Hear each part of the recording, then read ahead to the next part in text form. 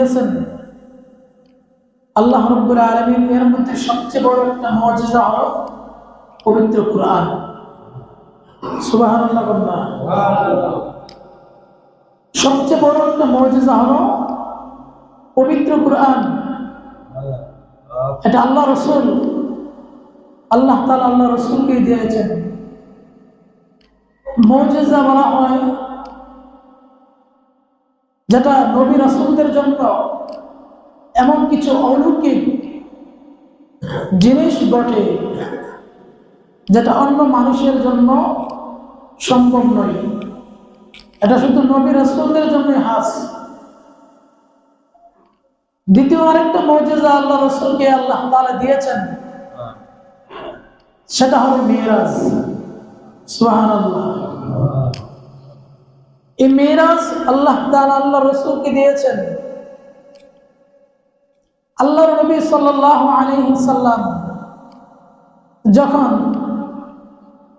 মানুষদের কাছে কালেমার দাওয়াত দেন, কালেমার দাওয়াত দেয় মানুষগুলা, একবার তো তায়েফের ময়দানে তো গেলেন, তায়েফের ময়দানে তায়েফবাসীকে কালিমার দাওয়াত দিলেন। তো তায়েফবাসী কালিমার দাওয়াত তো গ্রহণ করে না, বরং রসুলের উপর সাল্লাল্লাহু আলাইহি ওয়াসাল্লাম রসুলের উপর বড় আরো কি করলেন, আক্রমণ করলেন, রসুলকে গালি দিলেন, রসুলকে গালি দিলেন, রসুলকে পাথর নিক্ষেপ করলেন। কিসের জন্য? কালেমার জন্য। রসুলকে কটু ভাষায় কথা বললেন। আল্লাহর নবী কষ্ট পেয়ে তখন আল্লাহকে উপর থেকে ডাক দিয়ে বলেছিলেন, আল্লাহ, আমি তো তোমার সত্যি নবী, আমি তো তোমার সত্য নবী, যদি সত্য নবী হয় এই মানুষগুলো কেন বুঝে না? তো আল্লাহ রাসূল সাল্লাল্লাহু আলাইহি ওয়াসাল্লাম সবচেয়ে বেশি কষ্ট পেয়েছিলেন তায়েফের ময়দানে, সবচেয়ে বেশি কষ্ট পেয়েছিলেন তায়েফের ময়দানে, সবচেয়ে বেশি কষ্ট পেয়েছিলেন। ওই আল্লাহ তাআলার কাছে যখন এই কথা বললেন, তখন আল্লাহ তাআলা বলেন, জিবরাইল, রসুলকে এখন আর দূর থেকে আমি সান্ত্বনা দিতে চাই না, আমি দূর থেকে সান্ত্বনা দিতে চাই না, আমার পেয়ারা নবীকে দূর থেকে আমি সান্ত্বনা দিতে চাই না, বরং আমি রসুলকে আমার নিজের কাছে এনে আমি সান্ত্বনা দিতে চাই। সুবহানাল্লাহ। তখন আল্লাহ রসুল সাল্লাল্লাহু আলাইহি সাল্লামকে এই মেরাজ দিয়েছে, আল্লাহর কাছে সাক্ষাতের জন্য নিয়েছে। কত বড় কষ্ট পেলে রসুলকে, কত কষ্ট পেলে রসুল আল্লাহর কাছে বলতে পারে, আল্লাহ, আমি সত্য নবী হওয়ার পরেও মানুষগুলো আমার উপরে এভাবে বিদ্রোহ করে, আমার কথাগুলো শোনে না, আমার উপর খারাপ আচরণ করে। তো মেরাজ একটা হলো মেরাজ, আর একটা ইসরা। ইসরা আর মেরাজ দুইটা শব্দের অর্থ আছে। ইসরা বলা হয় আল্লাহ রাসূল সাল্লাল্লাহু আলাইহি সাল্লাম ওই বাইতুল মুকাদ্দাস, মসজিদ হারাম থেকে বাইতুল মুকাদ্দাস পর্যন্ত যে ভ্রমণটা হয়েছে, এই ভ্রমণটাকে বলা হয় ইসরা। এটা হলো পারিভাষিক অর্থ। শাব্দিক অর্থ ইসরা হলো ভ্রমণ করা। আল্লাহ তাআলা যে মসজিদ হারাম থেকে বাইতুল মুকাদ্দাস পর্যন্ত আল্লাহর কুদরতে, আল্লাহর হুকুমে রাত্রিকালীন ভ্রমণ যেটা হয়েছে সেটাকে বলা হয় ইসরা। এটা হলো তার শাব্দিক অর্থ। আর আরেকটা হলো মেরাজ। মেরাজের অর্থ হলো আল্লাহ রাসূল সাল্লাল্লাহু আলাইহি সাল্লামকে আল্লাহ তাআলা বাইতুল মুকাদ্দাস থেকে উর্দু আকাশ পর্যন্ত, সিদরাতুল মুনতাহা পর্যন্ত, সেখান থেকে আল্লাহর আযম পর্যন্ত, সেখান থেকে আল্লাহ পাক পর্যন্ত যা কিছু হয়েছে সম্পূর্ণ ঘটনাকে বলা হয় মেরাজ। সুবহানাল্লাহ।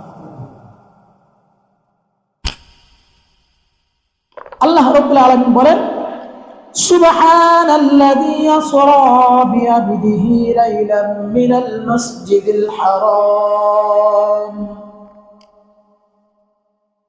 সুবহান, আল্লাহ নিজেকে নিজে পবিত্র বলতেছে যে আমি পবিত্র সত্তা, আমি পবিত্র আল্লাহ। আল্লাযী আসরা বিআবদিহি, আমার বান্দাকে আমি কি করছি, লাইলান মিনাল মসজিদে, রাত্রিকালীন মিনাল মসজিদুল হারাম ইলাল মসজিদুল আকসা, মসজিদ হারাম থেকে মসজিদ আকসা পর্যন্ত আমি কি করেছি? ভ্রমণ করেছি। সুবহানাল্লাহ। আল্লাযী বারাকনা হাওলাহু লিনুরিয়াহু মিন আয়াতিনা, এই মসজিদে আকসার চতুর্দিকে আমি বরকতপূর্ণ করে দিয়েছি, কিছু নির্দেশন দিয়েছি। দেখেন না, 2 দিন পরে আয়া ইহুদিরা কি করে চেষ্টা করে মসজিদুল আকসা নিয়ে যাওয়ার জন্য। অতিথি নিয়েছে, মুসলমান পেয়েছে, আবার তাদের কাছ থেকে নিয়েছে, মুসলমান পেয়েছে। কিন্তু এই মসজিদে আকসার এত মর্যাদা কেন? মসজিদুল আকসা দেখেন না আজকে মসজিদুল আকসা নিয়ে কিভাবে ষড়যন্ত্র চলে, কিভাবে মুসলমানদের হাত থেকে কিভাবে নেওয়া যায়। এই মসজিদুল আকসা বড় বরকতপূর্ণ একটা জায়গা, এখানে নির্দেশন আছে, অনেক নবীগণ এখানে আসছেন।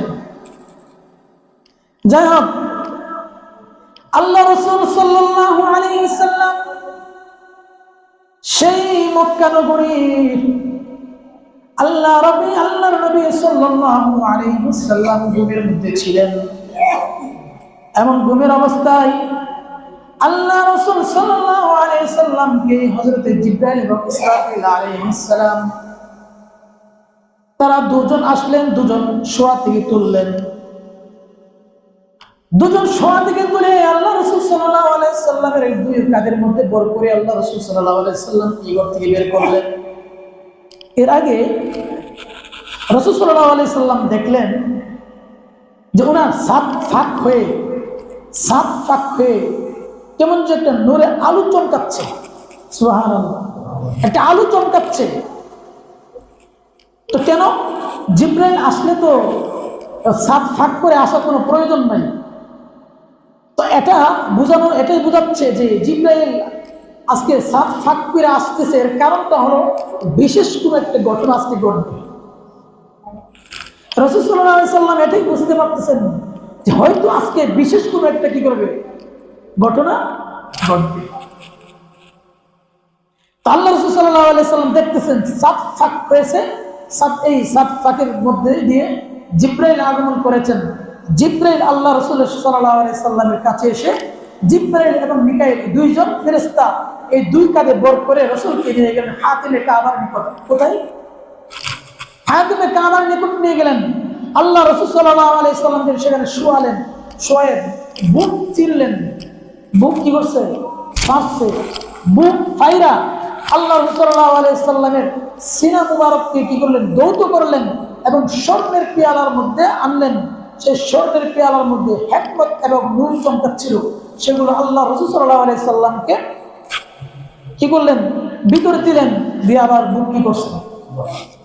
বুক আবার দিয়ে দিয়েছে, ঠিক কিনা? সুবহানাল্লাহ। রাসূল সাল্লাল্লাহু আলাইহি ওয়াসাল্লামের সিনা মুবারক 3 বার করা হয়েছে, 3 বার বিতরণ করা হয়েছে ফার্সে, 3 বার। 1 নম্বর হলো ছোট্ট বাল্যকালে হযরত হালিমা সাদিয়ার ঘরে যখন ছিলেন, তখন হালিমা সাদিয়ার একটা ছেলে ছিল মুহাম্মদ সাল্লাল্লাহু আলাইহি ওয়াসাল্লামের দুধ ভাই।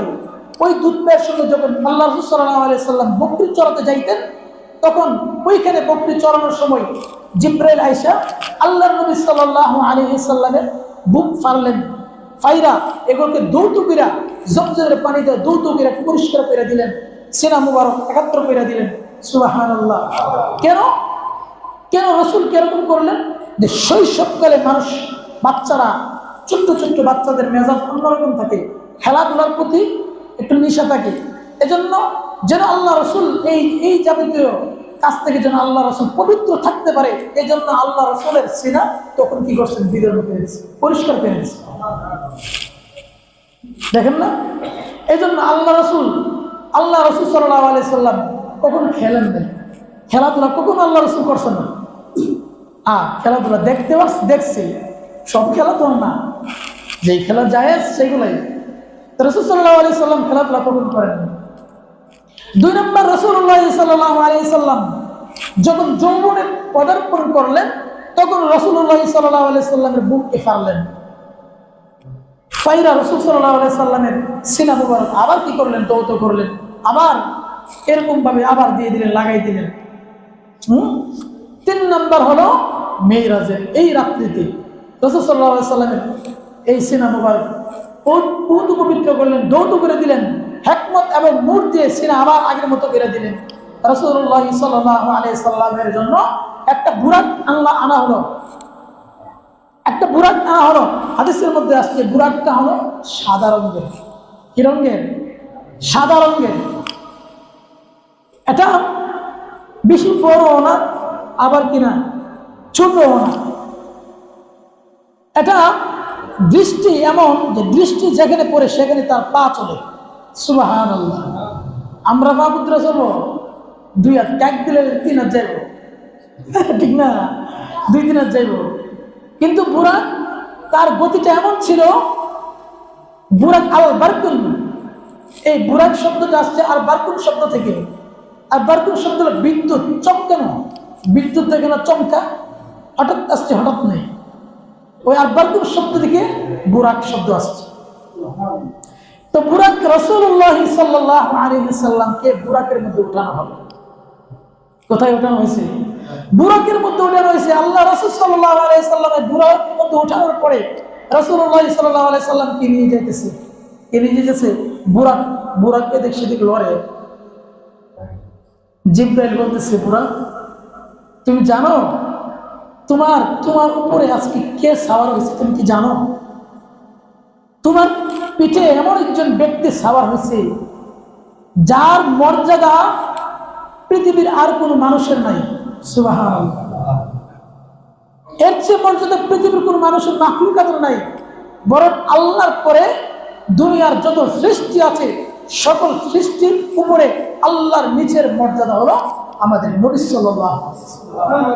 তাহলে এমন একজন নবী তোমার পিঠের উপর আজকে সাওয়ার হয়েছে, তুমি কিন্তু নড়াচড়া করো না। বুরাক ঠিক হয়ে গেছে। আল্লাহর নবী বিশ্ব নবী সাল্লাল্লাহু আলাইহি ওয়াসাল্লামকে পিঠে করে বহন করে বুরাক যখন নিয়ে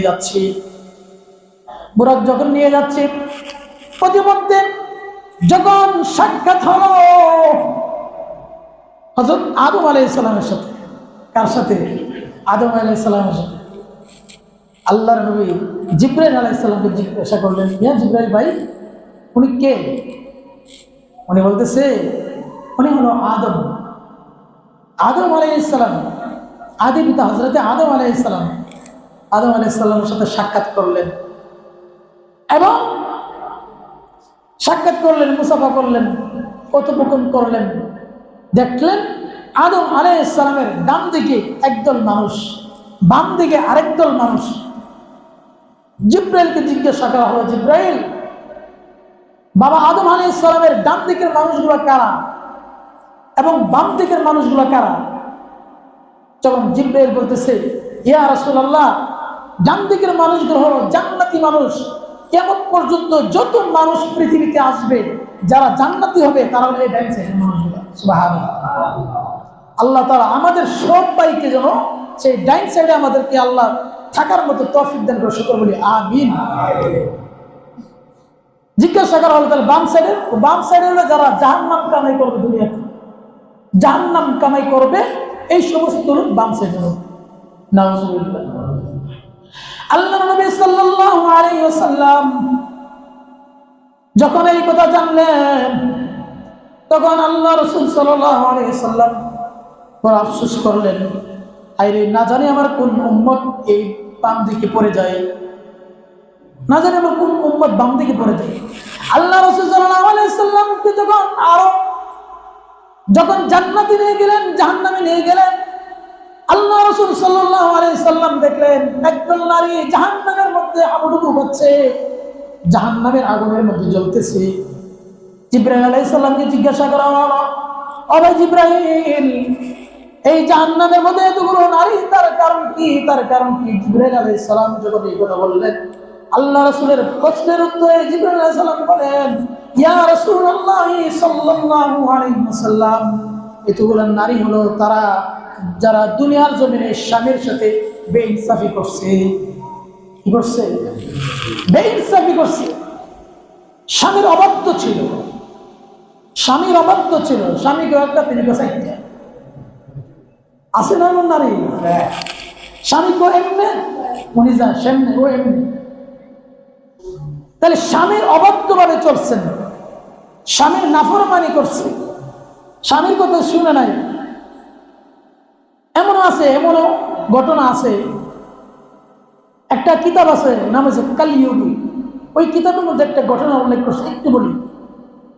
ওই নারী জাহান্নামে যাওয়ার কারণ হলো একজন নারী যে তিনি ফরহেজগার ছিলেন, নামাজ পড়তেন, রোজা রাখতেন, সবকিছু করতেন, স্বামীর নাফরমানি করতেন। তাহলে নামাজ রোজা সবকিছু ঠিক রাখার পরেও স্বামীর অবাধ্য হলে জাহান্নামের আগুনে জ্বলতে। বুঝছেন আমাদের নারী মহিলা মা বোনেরা, এজন্য স্বামীর অবাধ্য হওয়া যাবে না। স্বামীর আদেশ মানা ওয়াজিব। আমরা বেতনের নামাজ পড়ি না, ইসলামের অন্যান্য বিধান যেমন ওয়াজিব, কিছু ওয়াজিব আছে, স্বামীর কথা মানা প্রত্যেকটা নারীর জন্য ওয়াজিব। হ্যাঁ, শর্ত আছে। স্বামী যদি এমন কথা বলে যে কথাটা আল্লাহ রসুল কোরআন ও হাদিসের বিরোধিতা করে না, কোরআন ও হাদিসের সামঞ্জস্য রাখে, বরং কোরআন হাদিসের বিপরীত নয়, এমন যদি কোনো কথা বলে, সেই স্বামীর কথা মানা ওয়াজিব। আল্লাহ তাআলা আমাদেরকে বুঝবার তৌফিক দান করুক। বাকি আলোচনা ইনশাআল্লাহ আগামী জুমায় করব।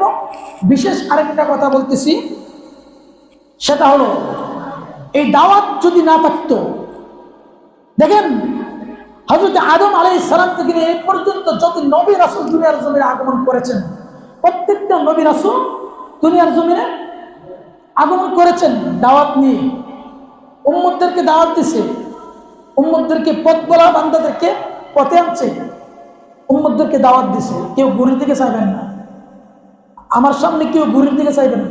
আল্লাহ রাসূল